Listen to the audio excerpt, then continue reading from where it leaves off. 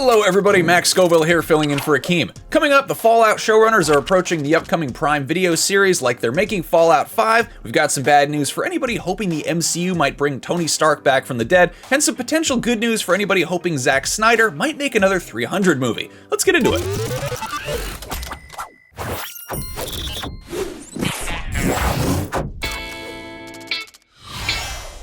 The trailer for Prime Video's upcoming live-action series based on the Fallout video games dropped this weekend, and it's full of familiar visuals, but it's also clearly exploring a new corner of that universe. So much so that the show's creators basically treated the project like they were making Fallout 5. During a roundtable discussion at CCXP, showrunner and executive producer Graham Wagner said, quote, "We didn't start from a place of characters from the games. We set things after. We kinda told ourselves, this is Fallout 5. This is just another installation, and we're starting with fresh snow." While most of the Fallout games released this century have taken place along the eastern seaboard of the United States, the series will be set around post-apocalyptic Los Angeles, so there's plenty of ground, geographically and narratively, to cover without retreading any familiar territory.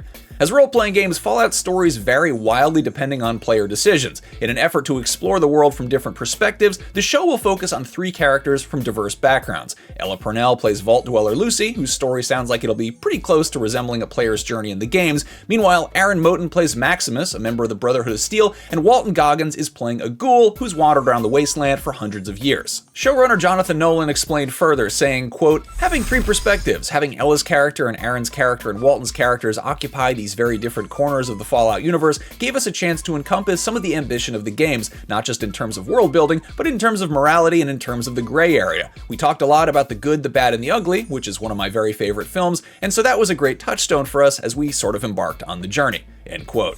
As great as HBO's take on The Last of Us was, it did hit a lot of the same notes as the game, which it could do since that story is so linear. Fallout is the complete opposite, so I'm glad the show is taking a very different approach. As for when the actual Fallout 5 is happening in video game form, it may not actually be this decade. Bethesda Game Studios head Todd Howard said it's on the way after Elder Scrolls 6, but that won't be out until 2026 at the very soonest, according to FTC court documents. So here's hoping the Prime Video series gets enough right to hold Fallout fans over until then.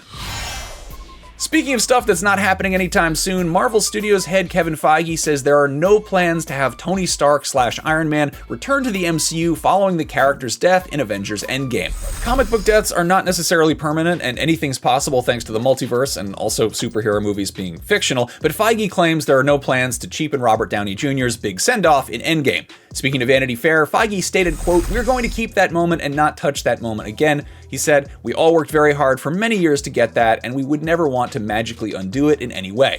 The MCU is definitely in a state of flux right now, and there have been some rumors that the original Avengers might get reassembled to try to drum up some Endgame level hype, but it doesn't sound like Feige's resorting to that quite yet.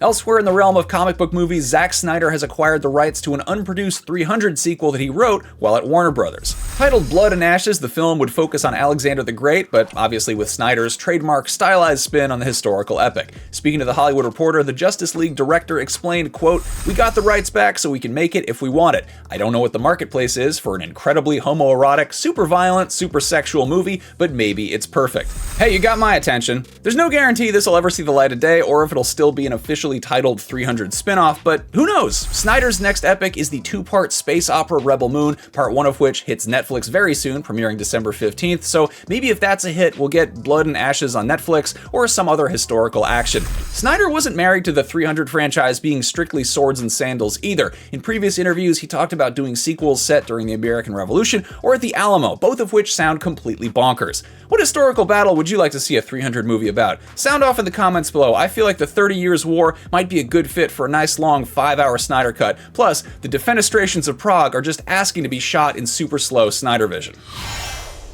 And that is your fix of entertainment news for Monday, December 4th, 2023. Before you go wish Jay-Z a happy birthday, friendly reminder that the Grand Theft Auto 6 trailer drops bright and early tomorrow morning at 6 a.m. Pacific, 9 a.m. Eastern, and you can catch it right here on IGN along with a live post show, so set your alarms, and as always, make sure you're following and subscribe to IGN wherever you like to watch. I'll see you later.